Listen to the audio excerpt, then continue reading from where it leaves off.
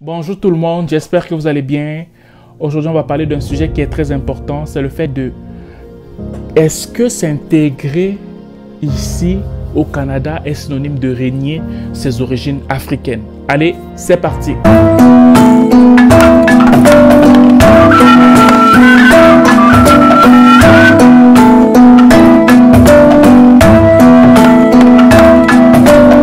Bonjour les amis, j'espère que vous allez bien. Aujourd'hui, on va parler d'un sujet qui est quand même important.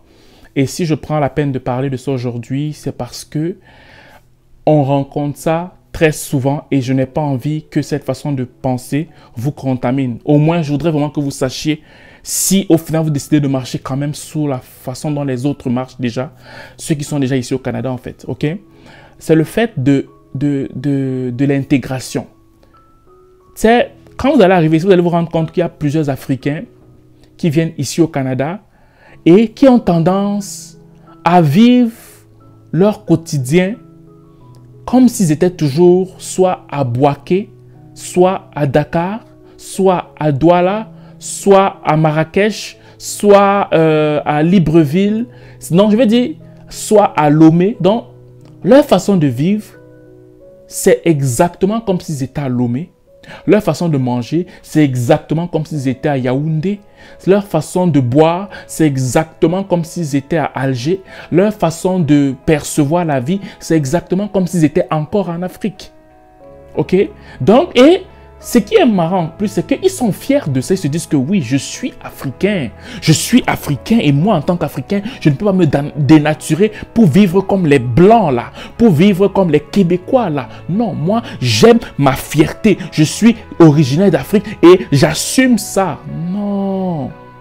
Écoutez-moi, tu peux t'intégrer sans pour autant renier tes racines.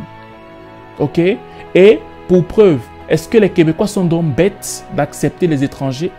Est-ce que le gouvernement québécois est donc bête d'essayer d'arrondir les angles pour plusieurs communautés qui viennent de part et d'autre du monde pour que tout le monde puisse s'entendre? Donc ça veut dire que toi qui es africain, quand tu arrives ici et que tu veux imposer ta façon de vivre, on l'accepte. Donc le Québécois, lui, quand il dit non, chacun peut s'exprimer comme il veut selon son pays, lui il est bête quoi. Ok? Donc lui, le Québécois, lui il est bête. Lui il perd sur toute la ligne. Non. Je pense que le problème vient des Africains généralement. Peut-être d'autres communautés sont peut-être visées, mais moi je parle de mes frères africains. Quand tu arrives ici et que tu t'intéresses à la culture québécoise par exemple, ça n'enlève en rien le fait que tu sois africain. Quand tu arrives ici et que tu te mets à découvrir la culture culinaire canadienne québécoise, ça n'enlève en rien le fait que tu sois africain. Quand tu arrives ici et que tu t'intéresses sur le plan vestimentaire, la culture québécoise canadienne, ça n'enlève en rien le fait que tu sois africain. Mais par contre, c'est un problème pour toi, Africain, que tu es ici au Canada et tu manges toujours ta nourriture. Je veux dire, si tu ne manges pas ta nourriture de ton pays d'origine, au moins 4 fois ou 5 fois par semaine, ça veut dire que tu es un problème. Je veux dire que ça veut dire que tu es mal à l'aise. Si tu ne fais pas le Congossa, le commérage, à la façon dont on le fait chez vous, ça veut dire que ça ne vaut pas la peine. Si tu ne rencontres pas tes frères du même pays au moins 2, 3, 4 fois par semaine, ça veut dire que non, tu es déséquilibré, tu es désaxé. C'est comme si tu n'as pas ton équilibre, tu te sens incomplet. C'est pas normal. Et c'est la raison pour laquelle on ne peut pas manger les fruits de ces pays ici. Pourquoi? Parce que on est dans ce pays sans pour autant épouser la façon dont les gens pensent dans ce pays. Moi, je peux arriver dans un coin, j'épouse la philosophie de ce coin sans pour autant que ça change mes origines. Je peux arriver dans un... C'est comme si je pars dans une compagnie. J'épouse la politique de la compagnie pour pouvoir bien fonctionner avec cette compagnie-là, mais ça n'enlève en rien qui je suis. Ça n'enlève en rien qui je suis. Ça n'enlève en rien qui je suis. Je peux entrer dans une, disons quoi, je peux entrer dans un club de foot. Je prends un exemple, un club de foot. Et dans ce club de foot, ils ont une façon, leur jeu est axé sur le physique. Ok? Et moi, je commence à épouser la façon dont leur jeu est axé sur le physique.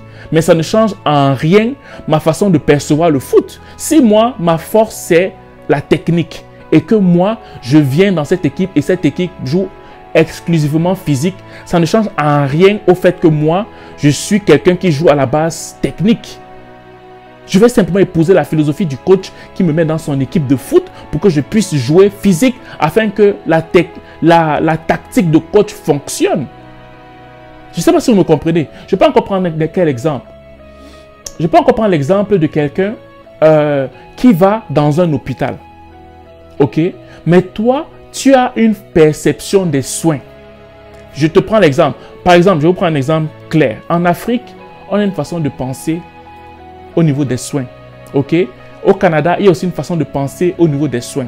C'est pour ça que quand tu arrives ici, toi, tu vas t'intégrer à la façon dont le Canada fonctionne parce que tu sais que l'intérêt est direct, à savoir un emploi.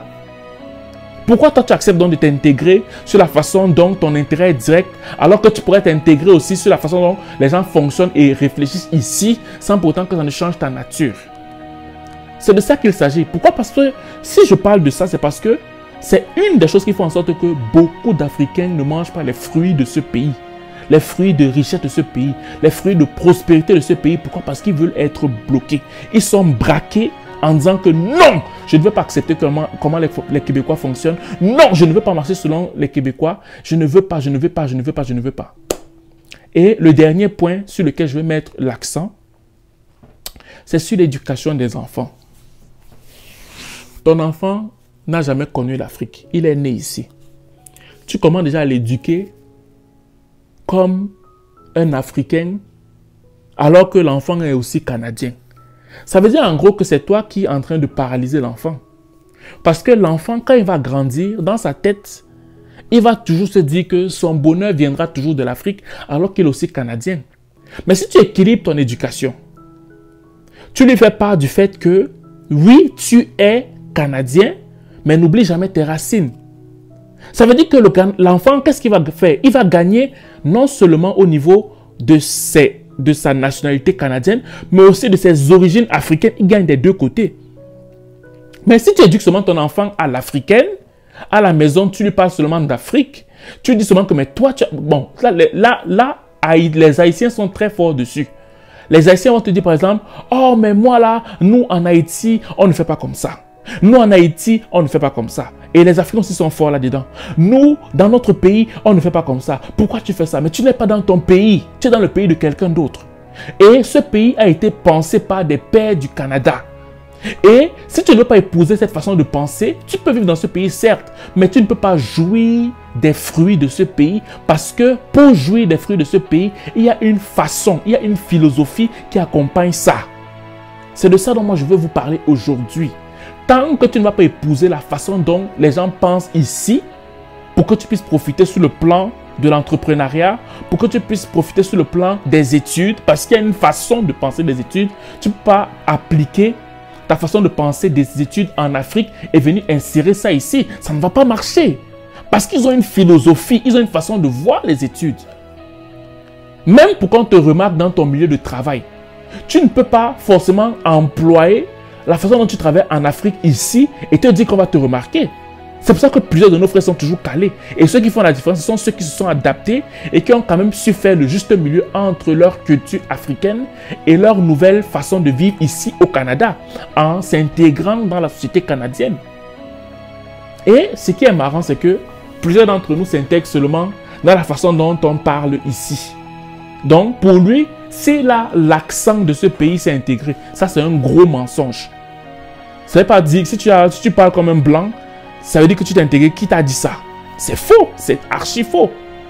Donc, moi, je fais encore cette vidéo pour dire que le fait que tu t'intègres à la façon dont on vit ici, le fait que tu t'intègres en épousant la façon dont on perçoit l'argent ici, le fait que tu t'intègres à la façon dont ils voient l'éducation de leurs enfants, ça ne change en rien au fait que toi, tu sois africain. Tu peux voir la façon dont ils font.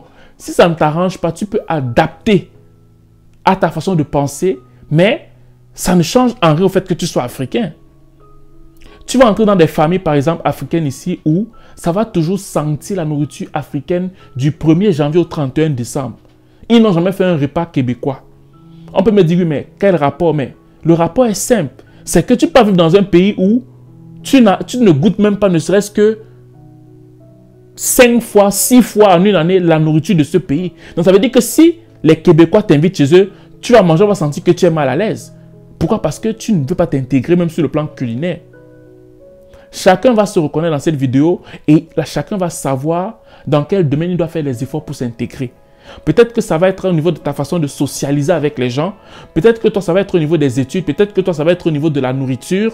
Peut-être que ça va être pour toi au niveau de, je sais pas moi, des affaires. Bref, tu vas forcément trouver un point sur lequel tu vas devoir t'intégrer par rapport à ta zone de confort. Tu es obligé de faire le pas parce que ce n'est pas chez toi. Tu dois t'adapter. Tu dois t'adapter. Parce que quand tu t'adaptes comme ça, tes yeux commencent à s'ouvrir au niveau des opportunités. C'est parce que tu sais comment ils réfléchissent, tu sais comment ils pensent et tu sais comment ils font aussi pour avoir du succès. C'est ça. Parce que quoi qu'on dise, un Québécois moyen dépasse plusieurs Africains qui disent qu'ils ont réussi. Je recommence. Un Québécois moyen, avec sa face, pas parce qu'il est plus riche que les Africains, mais parce que c'est son pays et parce qu'il connaît les raccourcis, parce qu'il connaît les rouages du système, un Québécois moyen est plus à l'aise qu'un Africain qui dit être riche ici.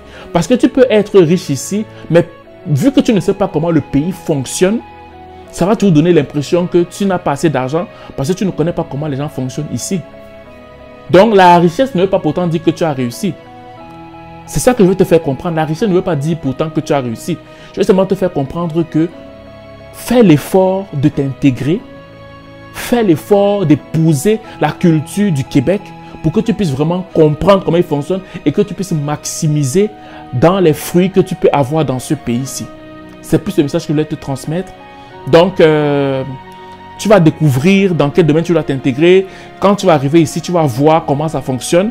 Et quand tu vas voir comment ça fonctionne, essaye de voir comment tu peux t'adapter.